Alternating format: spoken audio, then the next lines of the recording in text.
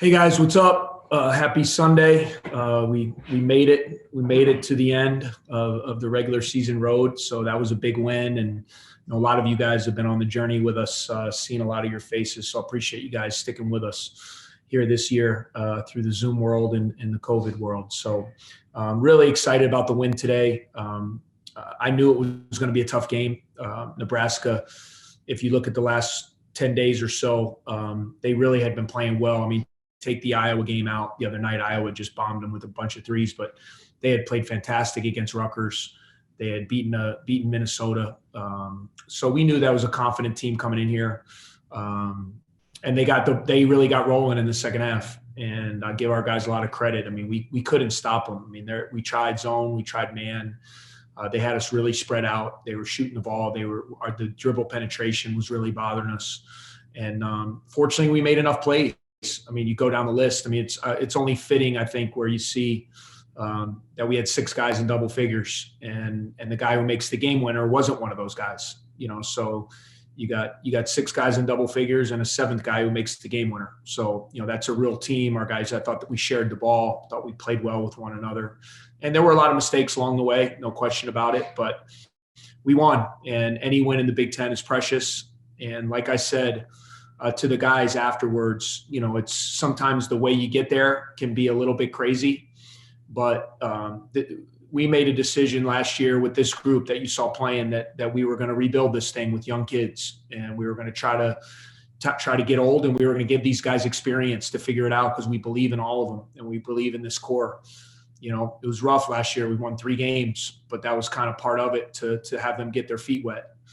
And this group comes back, and obviously the goal was to try to be, in the mix for NCAA, and we wish we'd have a couple of those games back. But we go from 3 wins to 6 wins, and we played the hardest schedule, not only in the league, but in the history of KenPom.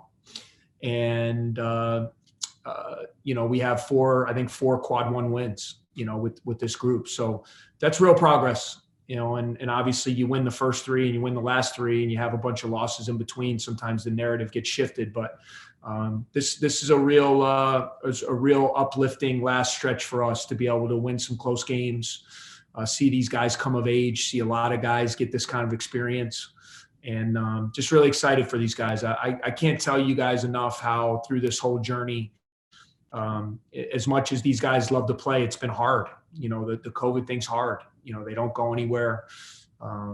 They haven't seen their families, weren't home for Thanksgiving, weren't home for Christmas. And they sacrificed it because they want to play. They want to play Big Ten basketball. They want to play at this level. So to come out here and get wins like today and see those guys smile and have some joy and celebrate afterwards, that's what it's all about. And just excited now to head to Indy. Everybody starts fresh and get a couple days here to prepare and get ready for Wednesday. First question, Patrick Andres. Hey, Coach. Congrats on the win. So 2 games in a row, you've got these critical last-minute baskets from Ryan Young, and I know today was kind of circumstances. He was there to clean up Smiths, but I guess broadly speaking, what makes him such a compelling option for your team at the end of games? Yeah, we just and a lot of it, Patrick. Sometimes it's like game by game, where we feel we have the advantage. We felt with Maryland, they play really small. They were doing a lot of switching, and we felt like we could get Ryan against some of their small guys, which we did. Same thing with Nebraska. They're a little bit undersized, and we just felt late in the game their perimeter defenders were doing a pretty good job, on Chase, on Blue, on those guys, and we just felt like down the stretch we played through Ryan on 3 or 4 different possessions, and then played through Pete. Pete had a monster skyhook there. That late in the game. So we played through our big guys. We have confidence in them. And a lot of times it's just kind of what the game is giving you, and where you feel your advantages. At the end of the game, you got to go where you feel your advantages. In these last 2 games, we felt like it was playing through Ryan Young late, and he's delivered, which is awesome. Really proud of him. Coop Daly. Hi, Coach. Congrats on the win. Again, feels really good to say. You guys now finished a regular season that's featured plenty of momentum and adversity. Which was more important for you guys to experience, especially as you go head into Indy for the Big Ten tourney and beyond this season? Well, I think the positive results of these last 2 weeks, are huge for this group. no matter what, when it's in life, man, all you guys are working hard to be top-notch journalists and follow your passions. There's going to be obstacles along the way. You're going to hit a brick wall sometimes. You're going to give your best. You're going to write your best story, and somebody's going to tell you it's not good enough, and you're not going to get the job or whatever it may be. And, we were in an unforgiving league this year, and what I kept telling the guys was, it will turn if we keep our attitude the same. Continue to come to practice, continue to fight, continue to work, continue to buy in, continue to play it for each other. And I promise it's going to turn. And I believe that it would, but then when it comes to fruition, it gives you confidence. And I've been saying that stretch we went on where we played, obviously, Iowa twice, Ohio State twice, Michigan on the road, whatever, Illinois twice, go down the road, Rutgers twice. There's a reason why those teams are going to be number 1 and number 2 seeds in the NCAA tournament. They don't lose much. So, we learned from some of those games. We put ourselves in position in a few of those games to win. We came up short. We got our butts kicked in some of those games. And you learn from that too. And then as the season gone along, our guys just stayed the course. They kept believing. They kept fighting. We found a way to win that Minnesota game. And I just saw our confidence really grow from then. And it's carried out to 3 close wins. That's why I told the guys, like, this chatter of not being able to win a close game or whatever. We've won 5 or 6 close games this year in the Big Ten. We beat Ohio State in a 1-point game. We went to Indiana and won a really close game on the road. We've now beaten at Minnesota today and Maryland, all in really close games where we had to get stops and make plays to win the game, and we did. So they're starting to change that story about, not being able to close and all those kind of things. And it's just fun to see the improvement and the growth. And I think we're excited to go to Indy. We know it's a fresh start, an opportunity to play more games. That's what's cool. You go to play in Lucas Oil and play more games and play against great competition. And I feel like we're fresh and we're still excited. So let's go out there and see what we can do. Gabby Carroll. Hi, Coach. Thanks so much for being here. So when Nebraska in the second half charged to take the lead, what was your message to the team and how did you rally to be able to get the win? Try to find Kobe Webster at some point was the first message. That guy, he was awesome. He was really hurting us in the second half, but it was mainly about positive talk. That was the main thing in the huddles. Guys, we're still going to win. Whatever happened, the miscommunication, or if we missed a layup or missed a free throw or whatever, we were talking about the mistakes we made. Let's talk about what we need to do here the last 4 minutes to win. We need to get some stops. We need to take care of the ball. We need to make sure we get a good shot on every possession, and we need to find a way. And so, guy, just real positive self-talk, togetherness talk, whatever you want to call it. The players have been great in those situations. And, Chase, I thought, made a huge 3. We were down 4. We executed. He made a big 3. Pete's skyhook. And then we got a huge stop when we were down 1. Ryan Young had missed the 1-on-1, and we were down 1, and we played it out, with 42 seconds to go. And we got a shot clock. They weren't even able to get a shot off, and that was huge. And then we come down and get a bucket and win. So all really positive stuff. Really excited for our seniors. Eric Zalewski, who you guys saw, not a better kid in our program. He's not a kid. He's a young man. Absolutely love him. Behind the scenes, guy's a leader. He's a stud. It was only fitting to give him the start tonight. He did a great job, came in, got on a loose ball. And our senior managers, the work that those guys do behind the scenes, people who are in sports, they know what those guys mean to programs. So to be able to come out and win for those guys in their last game at Welsh-Ryan was pretty special. Harris Firmaglich. Hey, Coach. Congrats on another big win, and thanks again for taking the time to talk to us today.